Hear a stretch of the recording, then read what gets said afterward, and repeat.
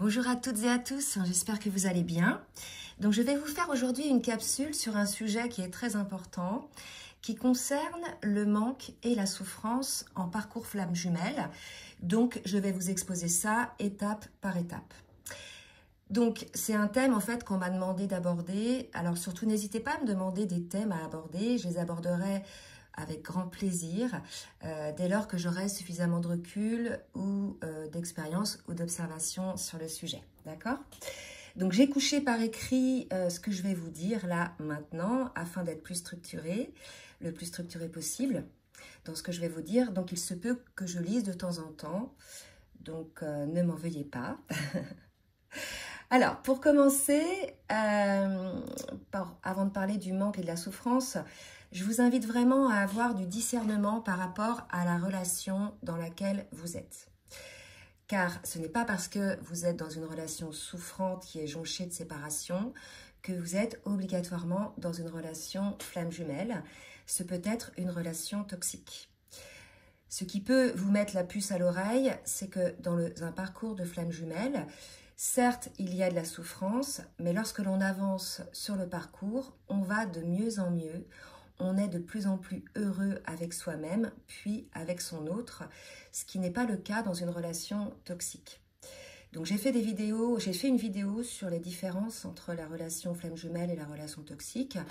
Je vous mettrai donc le lien dans la barre de description de cette vidéo pour que vous puissiez la regarder si jamais vous avez des doutes pour voir dans quelle relation vous êtes.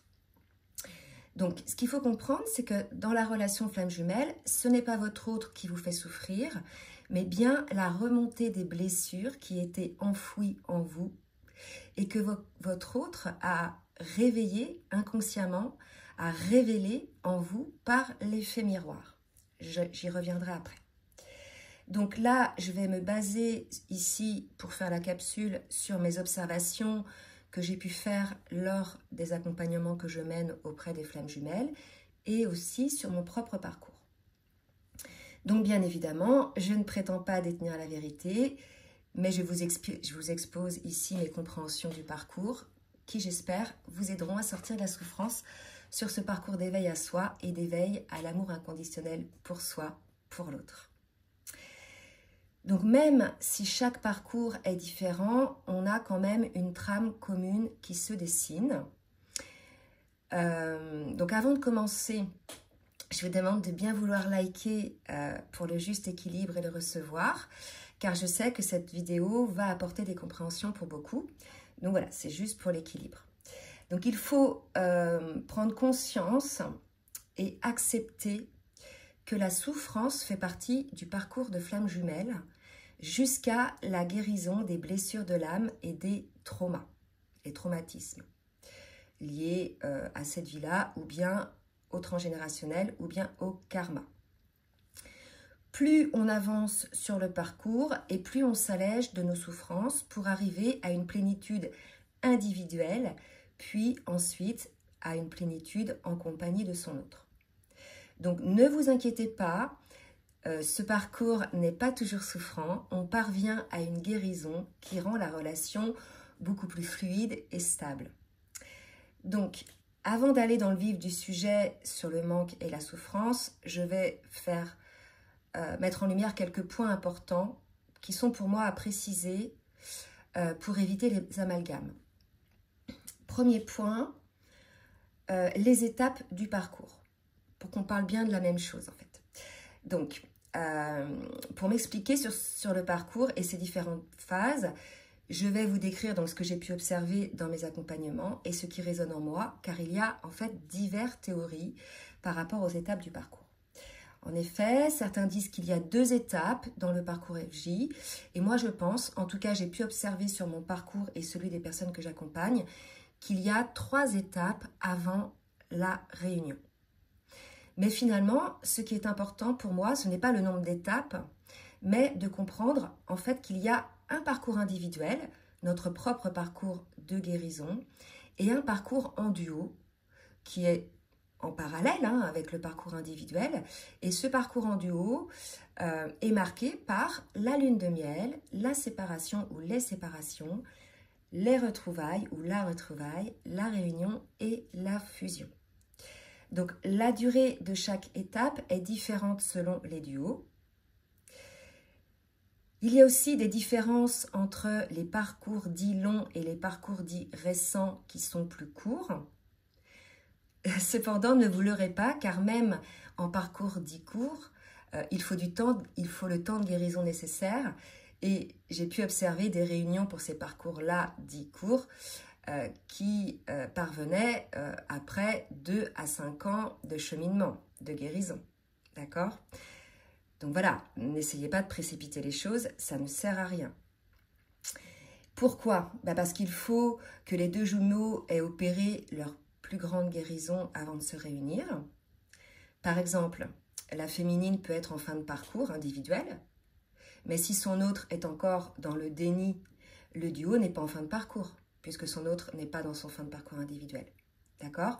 En fait, la fin du parcours du duo, avant la réunion, est marquée par la réunion, puis ensuite la fusion.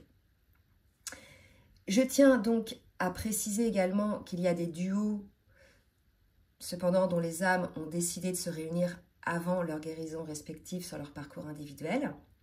Mais pour ces jumeaux-là, le parcours est plus difficile et plus long avant de parvenir à la fusion. Pourquoi? Tout simplement parce qu'il est plus difficile de travailler sur soi lorsque l'on a son autre en face de soi ou à ses côtés, car c'est pendant effectivement les phases de séparation que les guérisons s'opèrent de manière beaucoup plus significative. Donc j'en arrive au deuxième point que je voulais mettre en lumière avant d'aller dans le vif du sujet. Il s'agit du temps nécessaire au processus de guérison. Donc chaque étape du parcours flamme jumelle a son timing, qui est décidé par vos âmes. Donc ce n'est pas la peine de vouloir accélérer le processus car vous iriez à l'échec. D'accord? Donc quand bien même l'âme éveillée au lien en premier accélère son processus de guérison, l'autre, dit l'âme non éveillée au lien en premier, a son propre rythme, celui de son âme, sur lequel on ne peut pas interférer. D'accord? Donc, si on vous dit « je vais accélérer votre réunion », vous allez à l'échec en fait, c'est pas possible. Donc, les compréhensions, pourquoi? Parce que les compréhensions et les conscientisations se font au moment où vous êtes prêt. Donc, cela ne sert à rien d'essayer d'expliquer le parcours à votre hôte s'il est dans le déni. Il n'est pas prêt à avoir ses compréhensions. Pareillement, il ne sert à rien d'accélérer, donc comme je vous l'ai dit, ce processus de réunion, car chaque étape a son importance et dans ce duo, on est deux à avoir son propre rythme de conscientisation et de guérison dans son parcours individuel. Et cela, bien évidemment, nécessite un temps nécessaire que l'on ne peut pas accélérer. Troisième point et dernier point que je vais aborder avant d'arriver sur le sujet du manque et de la souffrance, c'est qu'il y a effectivement les blessures pour le chaser et le runner, pour les chasers ou les runners, c'est-à-dire, j'emploie ces termes-là parce qu'en fait, ça parle à beaucoup plus de personnes. Donc le chaser est la personne qui est éveillée au lien en premier et le runner est la personne qui est non éveillée au lien en premier. Alors, il y a des blessures à guérir pour chacun. Souvent sur la toile, on peut entendre ou bien lire que le runner est yin et que sa blessure à travailler est le rejet. Et également que le chaser est yang et que sa blessure à travailler est l'abandon, comme s'il n'y avait que ces deux blessures à travailler. En fait, ce n'est pas aussi simple que ça, car d'une part, nous avons toutes les blessures de l'âme en présence en nous, de plus ou moins grande importance, et d'autre part, le chaser et le runner sont des rôles que l'on a et qui sont à dissocier des polarités. On peut être de polarité yin et être chaser, puisque éveillé au lien en premier, et on peut être de polarité yang et runner, parce qu'on n'est pas éveillé au lien en premier. Il faut aussi faire la différence entre les parcours anciens dits longs et les parcours récents qui sont plus courts. Donc dans la grande majorité, on a été coupé. Donc je disais, dans la grande majorité, dans les parcours longs, le chaser est effectivement yang et l'âme éveillée au lien en premier. il a effectivement, entre autres, la blessure d'abandon à transcender, à guérir comme blessure primordiale. Et également, le runner est yin et a comme blessure primordiale à guérir le rejet. Pour vous donner un exemple, moi, je suis l'âme éveillée au lien en premier et je suis à l'origine de polarité yin dominante. Lors de ma précompensation, c'est-à-dire avant la rencontre avec mon autre, j'ai eu une phase de précompensation dans laquelle j'ai travaillé sur certaines blessures. Effectivement, j'ai été amenée à travailler, à transcender la blessure du rejet et de l'humiliation, puis de la trahison avec mon ex pervers narcissique.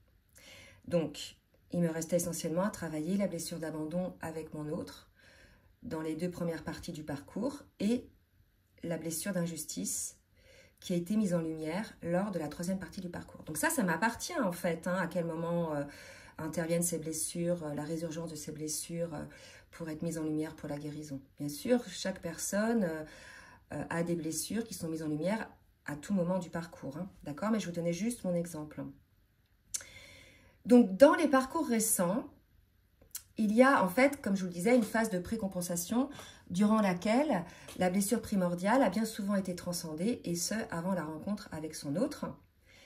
Donc, j'ai pu observer également que pour ces parcours récents, les rôles de chaser et de runner étaient moins marqués, et que les deux, finalement, sont chaser et ou runner, plus ou moins à tour de rôle, jusqu'à la 3e partie du parcours, lors des retrouvailles amenant à la réunion, où là, il n'y a plus de chaser et de runner. Aussi, dans les parcours récents, c'est souvent le yin qui est éveillé au lien en premier. Et bien souvent, comme ce yin-là est le chaser, longtemps, il va se croire yang. Mais en fait, il n'en est rien. Et d'ailleurs, j'ai fait une vidéo, ou 2 vidéos là-dessus avec mon amie Alicia, que je vous invite à consulter si vous en éprouvez le besoin. Je mettrai les liens dans la barre de description. Je peux vous assurer qu'à partir du moment où vous apercevez que vous avez toujours cru être yang, mais de toute façon, c'est simple. Si ça ne vous parle pas, lorsque vous entendez parler des yang, etc. dans les guidances, c'est que, voilà, moi, ça ne résonnait jamais, en fait. Je me disais, bah non, mon autre, il n'est pas comme ça quand on définissait le yin. Et moi, je ne me trouvais pas spécialement dans le yang, en fait. Et c'est au fur et à mesure, j'ai découvert, bien qu'on me l'avait dit avant, mais je ne voulais pas l'entendre, que j'étais yin. Et bien, je peux vous dire que ça vous fait un sacré choc. Mais en même temps, c'est une libération parce que tout se met en lumière. D'accord ? Donc, je voulais aussi préciser que l'on peut être amené à guérir certaines blessures via d'autres personnes que son autre et en dehors du contexte de duo. Ce qui a été le cas pour moi pour la blessure d'injustice. Alors, j'arrive au vif du sujet et je vais donc présenter le parcours en 3 parties. Je vais parler là, en fait, dans la première partie du parcours de la souffrance ressentie de manière individuelle dans notre parcours individuel en parallèle du parcours du duo. Donc, cette première partie de parcours individuel, donc comme je vous l'ai dit, dans cette partie-là, il y a, bien avant la rencontre avec son autre, donc on était déjà dans les énergies de la flamme, ça qui est dingue, il y a la précompensation pour ceux qui sont en parcours récent. Donc cette précompensation a lieu avant la rencontre avec son autre, ce qui ne semble pas être le cas pour les parcours longs. Donc là, bien évidemment, pour ça, je me réfère aussi aux travaux de Fabien Marchand, qui a été un des premiers à mettre en lumière ça. Voilà, je voulais quand même le citer. Donc cette première partie de parcours, pour les duos, elle est marquée par la rencontre avec son autre et la reconnexion de vos âmes. Donc la reconnexion peut se faire en différé de la rencontre. Et c'est cette reconnexion des âmes qui va mettre en route le parcours du duo, le travail finalement à enclencher en soi pour pouvoir en fait mettre en route le duo. Donc, dans le duo, dans cette première partie de parcours, arrive la phase de lune de miel qui peut durer, selon les duos, quelques jours, quelques semaines à quelques années, et durant laquelle l'amour pour l'autre grandit. C'est d'ailleurs la force de cet amour que l'on ressent pour l'autre durant cette phase de miel qui nous fait rester dans ce lien, qui est imprimé hein, quelque part au fer rouge dans notre mémoire, même pendant les phases de séparation. D'accord? Et c'est cet amour-là, ce que l'on a pu vivre, ce que l'on a pu ressentir, qui nous donne la foi de poursuivre ce parcours. Donc, dans cette parcours-là, dans cette première phase de parcours, le manque est fortement ressenti par les deux jumeaux, même s'il n'y a pas de séparation. Par exemple, ça peut être juste l'autre vous manque parce que, voilà, pendant un jour, vous n'avez pas eu de nouvelles, voyez. Donc, effectivement, là, ça devient un besoin de voir l'autre. Donc, ce besoin peut être ressenti par les deux ou bien seulement un des deux. Hein. Et tout simplement, nous ne sommes pas encore à ce moment-là conscients que ce qu'il nous manque, c'est l'énergie de notre autre, la part manquante énergétique en nous. D'accord? Et bien souvent, le jumeau non éveillé au lien en premier, lui ou elle va ressentir un vide, mais cette personne-là ne va pas relier ce vide à l'absence de son autre. Alors que l'âme éveillée au lien, en premier, va vite découvrir que c'est lié à sa relation avec son autre, parce que bien souvent, cette personne-là fait des recherches sur Internet et tombe sur le parcours de flamme jumelle et a plus ou moins toutes les informations. D'accord? Alors, pour en revenir à ce vide énergétique, cette part manquante énergétique en l'autre, où est-ce que j'en suis? Voilà, c'est là. Si vous êtes de polarité yin, c'est l'énergie yang de votre autre qui vous complète et vous permet d'être dans cette plénitude que vous ressentez pendant la lune de miel, d'accord? Et vice-versa.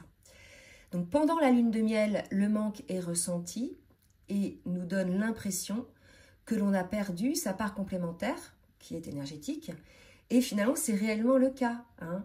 D'où l'importance de travailler sur cette part complémentaire seule, c'est-à-dire que l'on doit se compléter seul. C'est ce qu'on appelle la phase de compensation. Cependant, cela on le comprend et surtout on y travaille en général durant la deuxième partie du parcours, pendant les séparations. J'ai pu observer que tant que l'on est en lune de miel avec son autre, on est focus sur lui et sur elle, et non sur nous. Et quelque part, c'est là que le bas blesse, car un des buts de ce lien est de retrouver sa pleine puissance par la guérison des blessures et la purification de nos 4 consciences. Nos 4 consciences qui sont corporelles, intellectuelles, émotionnelles et spirituelles. Et là aussi, je fais référence aux travaux de Fabien Marchand. Ce qui fait la différence entre les liens de flamme jumelle et les autres liens amoureux plus classiques, c'est qu'il y a dans les liens de flamme jumelle une dimension spirituelle et énergétique très importante. On ressent énormément son autre dans l'énergie. Par exemple, vous pouvez être à un endroit particulier où vous avez rendez-vous avec votre autre, il n'est pas encore ou elle n'est pas encore arrivée, et vous pouvez le ou la ressentir dès le moment où cette personne gare sa voiture, par exemple sur le parking, alors que vous n'êtes pas encore au courant que cette personne vient d'arriver. Vous voyez, c'est des genres de ressentis en fait. Hein. Donc comme je le disais, le manque de l'autre est fortement ressenti, mais dans la mesure où on est en lune de miel, il n'y a pas encore vraiment de souffrance et de manque de la séparation, qui pour moi intervient surtout en deuxième partie de parcours. Et on arrive donc à la deuxième partie du parcours, qui correspond pour moi donc à la période où on sort de la lune de miel. Il commence à y avoir des accros, des désaccords avec votre autre, la remontée des peurs et la révélation des crises égotiques liées à nos blessures de l'âme que l'on a bien enfouies en nous, là, hein, qu'on n'a pas voulu regarder. Intervient alors bien souvent la séparation entre les jumeaux, qui peut être totale, c'est-à-dire sans contact, voilà, sans contact, ou bien une séparation qui peut être parsemée de quelques retrouvailles qui, elles, dans ce cas-là, permettent aux deux jumeaux de jauger où en est son autre dans le processus de guérison des blessures. Pour moi, cette deuxième partie de parcours correspond au processus de guérison individuelle des blessures de chacun des jumeaux.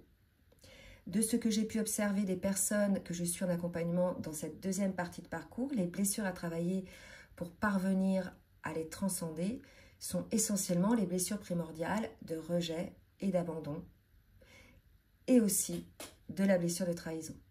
Alors, ce n'est pas une science exacte, hein, mais c'est dans la grande majorité ce que j'ai pu observer. Dans cette deuxième partie, lors des séparations, de la séparation ou des séparations, là, le manque et la souffrance sont à leur apogée, d'accord, sont extrêmes. C'est comme si on vous arrachait une partie de votre cœur, une partie de votre âme. Vous vous sentez vide, votre autre n'est plus là pour vous amener cette plénitude amoureuse et énergétique. Les âmes éveillées au lien en premier se retrouvent face au déni du lien de leur autre, alors qu'en phase de lune de miel, cette personne-là reconnaissait qu'il y avait quelque chose de différent dans cet amour et qui était tout en amour, en expression de cet amour. Donc bien souvent, dans cette deuxième partie de parcours, l'âme éveillée au lien en premier vit une nuit noire de l'âme. Alors, ça ne veut pas dire que c'est la première fois où cette personne-là va vivre cette nuit noire de l'âme. Elle peut l'avoir vécu lors de la phase de précompensation, hein, d'accord? Mais souvent, j'ai observé dans cette deuxième partie de parcours que les âmes éveillées au lien vivent une autre nuit noire de l'âme. On peut en avoir plusieurs, plus ou moins longues, plus ou moins douloureuses, d'accord? Donc, durant cette nuit noire de l'âme, certaines personnes sont complètement anéanties. Elles perdent tous les repères, finalement, qui avaient été régis par leur ego blessé. Et c'est la mort de l'ego blessé.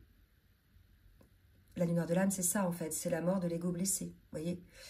On peut également, dans cette phase de nuit noire de l'âme, perdre son travail, avoir des décès autour de nous, vivre des divorces, des séparations, qui nous font également travailler en conscientisation. Tout simplement parce que ce travail en conscientisation nous permet de voir qu'on n'en est plus à sa place, qu'on n'en est plus dans le bon travail, qu'on n'en est plus avec la bonne personne, donc on doit mettre en place les changements. Donc on est amené à purifier ce qui ne nous convient plus, ce qui n'est pas en accord avec notre âme. C'est un véritable reset. Donc j'ai pu observer que cet anéantissement psychique et parfois physique cesse dès lors qu'on s'en met réellement au travail sur soi, et aussi que la durée de la nuit noire de l'âme était fonction du temps que l'on mettait à enclencher ce travail de guérison de nos blessures. En fait, cette souffrance nous amène à nous recentrer sur nous, à travailler sur nous. On n'a pas le choix si on veut s'en sortir, d'accord?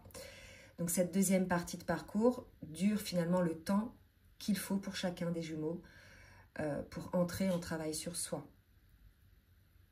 Finalement, plus on va mettre du temps à se mettre au travail sur soi, et plus cette phase va durer.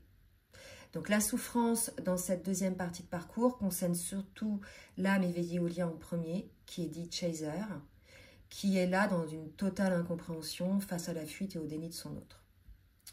Je ne dis pas que l'autre, l'âme non éveillée au lien en premier, dit le runner, ne souffre pas, c'est faux. Mais comme il est dans le déni, il ne fait pas de lien entre la souffrance qu'il ressent et son lien de flamme jumelle. Il ou elle, hein, et il ne parvient pas non plus à fuir facilement cette souffrance. Non, c'est pas ce que je veux dire. Il parvient donc beaucoup plus facilement que la féminine à fuir cette souffrance en fuyant finalement vers autre chose comme le travail, des addictions, du sport ou d'autres relations. Donc selon les observations que j'ai pu faire, la souffrance du chaser est à son apogée dans cette deuxième partie de parcours jusqu'à ce qu'il y ait fait sa compensation, c'est-à-dire l'équilibrage de ses polarités, entre autres, grâce à la guérison de ses blessures. Et lorsque l'âme éveillée au lien en premier, c'est-à-dire le chaser, est compensée, vient ensuite pour lui ou pour elle la prochaine phase du parcours, ce que j'appelle la fin du parcours individuel, là où finalement cette personne-là ne souffrira plus. Donc à ce moment-là, le fait que cette personne-là ne souffre plus est motivé par un processus bien particulier qu'on appelle le switch du chaser, que je définis comme un changement de posture. Bien sûr, ce n'est pas un changement énergétique, c'est un changement de posture, un changement de comportement, c'est-à-dire que là où cette personne était focus sur son autre, elle devient focus sur elle-même, sur sa vie, et pour moi, c'est là que commence la troisième partie du parcours. Alors, petit aparté, donc ne forcez rien, le switch n'est pas décidé ou mentalisé, il arrive, c'est tout, c'est énergétique. Donc ne vous dites pas, je vais switcher maintenant pour parvenir à la fin du parcours. Ça ne fonctionne pas, d'accord? Donc je vais faire une petite aparté sur le switch aussi. J'ai fait effectivement aussi des vidéos là-dessus dont je mettrai les liens, mais j'ai un petit complément à faire par rapport à ces vidéos, c'est que j'ai pu observer effectivement 3 étapes dans ce switch. Donc le switch se manifeste en 3 étapes, c'est-à-dire que la première étape, c'est une forme de rejet de son autre, hein, où la féminine dit stop au schéma dysfonctionnel de son autre et se focus alors sur elle, mais elle ne rejette pas son autre, mais l'ego de son autre, les dysfonctionnements de son autre. Hein. Son autre est toujours là, en fait, c'est un lien d'âme. Hein. À ce niveau-là de parcours, le chaser a bien compris que c'est un lien d'âme, qu'on ne pouvait pas lutter contre et qu'on ne pouvait pas couper le lien, d'accord? Donc, elle rejette son autre, cette personne-là. Donc, cette blessure de rejet est vécue alors par le runner, l'âme non éveillée au lien en premier, qui va alors finaliser son parcours de guérison pour se délester de ses blessures de l'âme.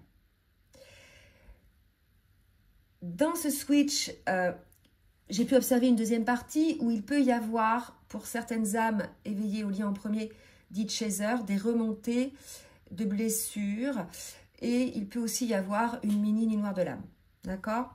Et enfin, en troisième partie du switch, où la féminine, là, est en amour pour elle. Elle comprend le système qui s'est joué dans le duo. Elle est en amour de nouveau pour son autre. Elle est en amour de la vie, tout simplement. Elle est dans la gratitude. Elle a une foi totale au lien et en son autre. Elle sait que tout est juste et que son autre n'est pas encore prêt pour la relation. Elle est OK avec ça et ce ne la fait plus souffrir. Elle sait que la réunion aura lieu quand les deux seront prêts. Ce lâcher-prise énergétique de la féminine qui auparavant était en attente, qui était en demande par rapport à son autre, et bien ce lâcher-prise, cette espèce de tension se ressent par son autre qui, à ce tour, ressent un vide. Et c'est là que son autre va entamer son réel travail.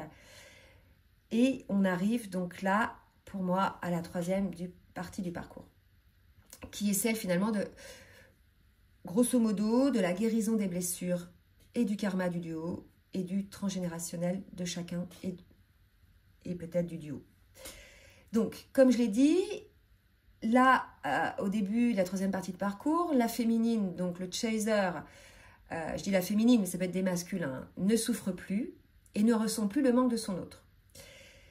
C'est là, bien souvent, à ce moment-là, que le runner expérimente une réelle souffrance, donc déjà celle du rejet de son autre lors du switch, et ce vide énergétique, il ne ressent plus la tension, l'attente de son autre, donc il n'est plus nourri énergétiquement par son autre, d'accord? Donc il y a un vide qui s'installe.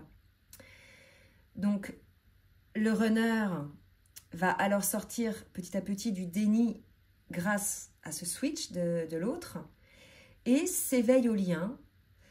Donc arrive pour lui donc le processus de guérison du reste de ses blessures de l'âme. Le runner, lui, il a aussi quand même transcendé des blessures durant son parcours individuel, hein, durant la phase de précompensation, entre autres. Il n'y a pas que le chaser dans les parcours courts qui ont eu une phase de précompensation. Les runners aussi, ils ont pu avoir des pertes d'emploi, des dépressions, des décès, etc., hein, bien évidemment. Hein, etc. Et durant les phases du parcours du duo, aussi avec son autre. Hein, le runner a souffert, entre autres, durant les séparations. Mais c'était en étant dans le déni du lien. Donc, il n'y avait pas conscience de l'origine de ces souffrances. Hein. Donc, dans cette partie de parcours, il reste pour le runner le plus lourd à transcender, je dirais, c'est son ego, sa fermeture de cœur, qui sont liées donc à certaines blessures non encore transcendées et qui font qu'il n'est pas tout à fait, réveillé au lien, quand bien même il est sorti d'une forme de déni. Il comprend bien que son autre est quelqu'un de particulier. Il comprend bien que voilà, il y a quelque chose de spécial, mais il est dans le déni, je dirais peut-être de la télépathie, de la transcendance de ce lien, du côté spirituel, etc. Donc, j'ai pu observer dans les accompagnements que bien souvent, les blessures qui restent à guérir pour les âmes non éveillées au lien en premier, donc sont celles du rejet et de la trahison. Mais là encore, c'est une généralité. Hein, il peut y avoir aussi d'autres blessures. Donc, le runner, à ce moment-là, va enclencher son travail de guérison qui va être, pour lui ou pour elle, plus rapide que celui du chaser. Car, si je peux le dire ainsi, le chaser a essuyé les plâtres. Et par vase communicant, finalement, le travail de guérison de l'âme éveillée au lien en premier, dit le chaser, a opéré une aide auprès de son autre dans son cheminement. Donc, le rejet du chaser qui switch envers son runner procure au runner la peur de perdre son autre, car ce dernier, comme je vous l'ai dit tout à l'heure, ne le ressent plus énergétiquement. Cela le plonge après une phase réactionnelle égotique dans un travail de guérison, et c'est là que le runner souffre et que pour certains ou certaines, ils entament une nuit noire de l'âme à leur tour, qui va les amener à guérir leur dernière blessure. Donc pour certains et certaines, lorsqu'ils sont prêts, c'est-à-dire lorsqu'ils ne sont plus figés par la peur du rejet, de la trahison et des autres blessures, ils reviennent vers leur féminine en retrouvailles, ou vers leur autre en retrouvailles, si c'est masculin et féminin. Ces retrouvailles sont celles de fin de parcours qui permettent de peaufiner la guérison pour les deux, individuellement, et pour celles du duo, parce qu'il y a des blessures aussi sur le duo que vous avez pu vivre dans du karma commun, donc il faut aussi guérir ce karma, nettoyer ce karma. Donc en effet, souvent dans cette phase, le masculin et la féminine purifient leur karma individuel et le karma du duo. Ils vont aussi nettoyer les mémoires transgénérationnelles et à ce stade, il n'y a plus de dit chaser ou de dit runner, de fuyant ou de chasseur, tout simplement parce que les polarités yin et yang de chacun s'harmonisent et s'équilibrent. Ils sont plus ou moins compensés, d'accord? Et cela a été possible grâce à la phase de compensation des polarités qui intervient pendant la ou les séparations. Donc à partir des retrouvailles, le travail sur le karma et le transgénérationnel se fait alors soit à deux, mais tout ça c'est inconscient, hein, c'est en vivant à deux des tests, hein, des choses qui reviennent dans votre couple que vous ayez peut-être déjà vécu dans des vies antérieures, vous voyez. Bon, on n'est pas toujours conscient que c'est du karma, hein. Après, si vous êtes en éveil et en réception, en canalisation, vous pouvez le subodorer, je dirais. Donc, se fait alors, comme je disais, soit à deux, soit en individuel, quand bien même ils sont en duo pour avancer vers la réunion. Bien évidemment, pour le duo réuni, le parcours ne s'arrête pas là, hein, il y aura d'autres conscientisations, des réalisations vont se mettre en place comme la mission commune, et bien évidemment, après, par la suite, la fusion des flammes jumelles. Cependant, là, nous aurons affaire à des flammes jumelles réunies qui sont guéries de leurs blessures de l'âme et qui vivent alors une relation épanouie, fluide, sans souffrance. Et oui, ça arrive au bout d'un moment, voyez. C'est une évidence en fait que l'autre est votre autre, que c'est votre moitié, voilà, que cet amour que vous vivez est quelque chose d'exceptionnel. Et en général, il n'y a plus là de schéma dysfonctionnel, plus de fuite et plus de chasse égotique. Alors bien évidemment, hein, on n'est pas dans le monde des bisounours, les jumeaux ne sont pas des dieux, même réunis, les jumeaux vivront les aléas et les embûches de la vie quotidienne, mais ce qui fait la différence, c'est qu'ils seront main dans la main pour surpasser ces épreuves qui viendront, comme je vous l'ai dit tout à l'heure, les tester de temps en temps sur le parcours. Donc cette troisième partie de parcours mène en général aux retrouvailles, puis à la réunion et enfin à la fusion. Donc je vais maintenant conclure un petit peu, vous apporter quelques points.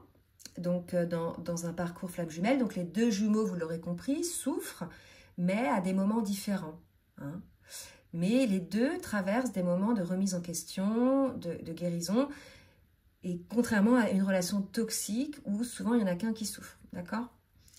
Donc en ce qui concerne la souffrance et le manque, ce qui est important, c'est en fait de sortir du focus que l'on a mis en place sur son autre et de prendre de la hauteur afin de voir ce qui se joue comme une pièce de théâtre dans les interactions avec son autre, c'est-à-dire dans le système relationnel, et d'observer, de prendre conscience de l'effet miroir. Et à partir de ce moment-là, mais vous avez une compréhension totale. Donc, ah oui, on m'avait demandé de faire une vidéo sur l'effet miroir. Je ne prétends pas connaître tous les effets miroirs. C'est assez complexe. Et je sais qu'il y a des personnes qui en ont déjà fait sur YouTube, donc je vous invite à aller regarder. Moi, pour l'instant, je ne me sens pas suffisamment calée pour prétendre vous faire une vidéo sur l'effet miroir. Voilà, parce que c'est tellement complexe. Même quand je regarde des vidéos là-dessus, je trouve qu'il y a des manquements dans ce que disent les personnes. Donc voilà, je n'ai pas cette prétention-là de pouvoir vous faire une vidéo en vous disant oui, là, c'est ça. Donc voilà, je vous invite à vous renseigner sur d'autres supports.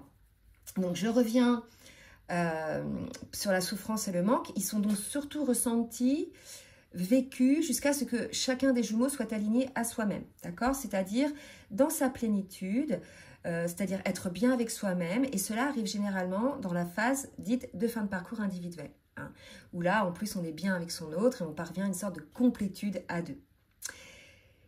Et la souffrance, quelque part, ça, il faut en prendre conscience, que la souffrance par rapport au lien, c'est-à-dire la résurgence des blessures, hein, entre autres, est liée au manque. Moi, j'ai pu observer que c'était à la hauteur du manque de foi dans ce lien, en fait, en son autre. En fait, le doute, c'est un poison anxiogène. Et vous remarquerez que lorsque vous doutez, vous souffrez, et lorsque vous y croyez, que vous avez la foi, ça vous porte, vous ne souffrez plus. Donc prenez vraiment conscience de ça. Je ne vous dis pas d'avoir la foi sur quelque chose de fake. Hein. Là, je vous dis d'avoir la foi dans un réel parcours de flamme jumelle. Aussi, donc, on sort de cette souffrance et on a des compréhensions à partir du moment où on comprend et où on réalise cet effet miroir. D'accord? Donc là, on a la compréhension du parcours, on sait que l'autre ne nous a pas fait souffrir intentionnellement, mais que c'est son rôle, comme ça était le nôtre aussi sur le parcours, dans le de haut, de vous renvoyer par cet effet miroir ce que vous avez à travailler en vous, les blessures que vous aviez bien enfouies en vous et qui sont consécutives à des choses vécues dans votre vie, et non pas spécialement avec votre autre. L'autre est juste un révélateur, il met en lumière. Hein? Donc cet effet miroir vous permet aussi de comprendre où vous en êtes et où en est votre autre dans le parcours. Ainsi, vous avez la sagesse d'accepter là où en est votre autre par rapport à vous dans le parcours. Vous sortez alors, de l'incompréhension et de la souffrance. Il y a un accueil de ce qui est. Voilà. Donc cet effet miroir, c'est vraiment un outil magique qui est important, mais dans toutes les relations en fait, hein, que vous pouvez avoir dans la vie professionnelle, amicale, familiale, etc. Vraiment, c'est quelque chose qui vous permet d'avoir beaucoup de compréhension. D'accord ? Donc ce qu'il faut comprendre, c'est que ce parcours en duo nous permet d'avancer sur notre parcours en solo. C'est un booster d'éveil à nous-mêmes, un révélateur de guérison, et c'est la beauté de ce lien. On co-crée en duo, donc inconsciemment au début, pour parvenir chacun à notre guérison individuelle étape par étape, pour enfin parvenir aux retrouvailles et à les réunions de ce duo. Donc rien ne sert d'accélérer les choses. Les choses se mettent en place, comme je l'ai dit, étape par étape. Donc on ne passe pas directement, là je vais faire une image de la classe de 6e à la classe de seconde. On a besoin, entre les deux, d'avoir ce qu'on appelle des prérequis, hein, d'avoir eu acquis des compétences. Eh bien, pour le parcours flamme jumelle, c'est la même chose. Chaque étape nous amène notre lot de compréhension et de guérison qui nous amène à une nouvelle étape nécessaire pour notre avancement. Et bien souvent, là où les âmes éveillées au lien en premier pensent être prêtes, ben, après une autre étape, elles s'aperçoivent que finalement, elles s'étaient trompées. Elles n'étaient pas prêtes. D'accord ? Donc voilà, c'est important. Donc ça ne sert à rien de vouloir accélérer les choses. Ce n'est pas possible. Quoi que certains en disent. D'accord ?